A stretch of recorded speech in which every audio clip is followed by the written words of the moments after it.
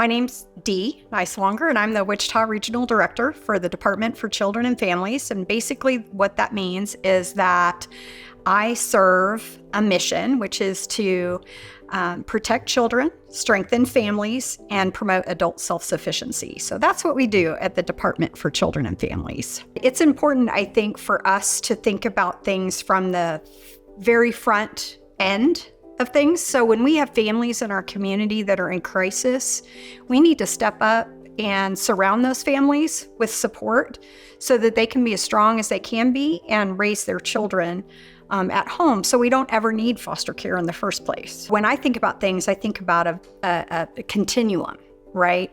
Where we look at prevention, early intervention. Foster care is an intervention and should be brief and specific to making sure that we're addressing the immediate safety concerns for a child, and then working with those families and those resources to return the children back to home whenever we can, to support those families of origin or kinship connections for kids.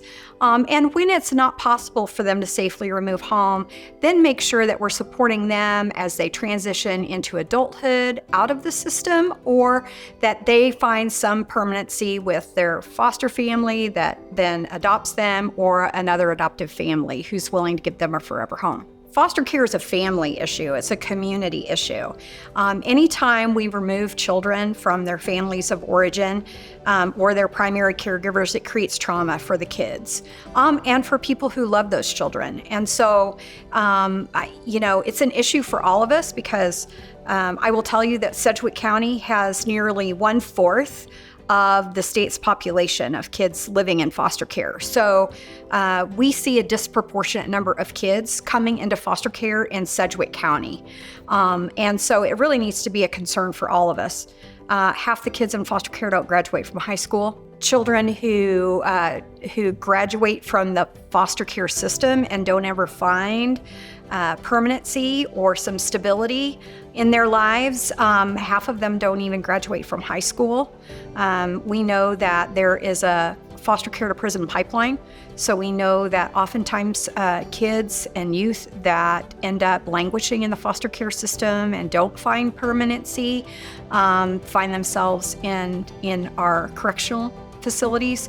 So it's a community issue, and not one agency can solve the problem. We all have to come together and support the families in our communities that need us most. And what I think is most important is focusing on prevention and early intervention.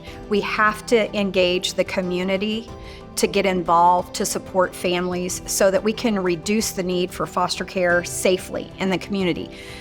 My best hope would be that someday we would look at Sedgwick County and we would see fewer and fewer kids in custody. Right now we have 1,343 kids living in foster care, and those are Sedgwick County kids only. And so what I would like to see is at some point in the future that we're looking at our system and we see less than 1,000, less than 500 kids in foster care. The way people can get involved in that is know your neighbors, know people in your community, find places where you can step into the space of supporting families in general.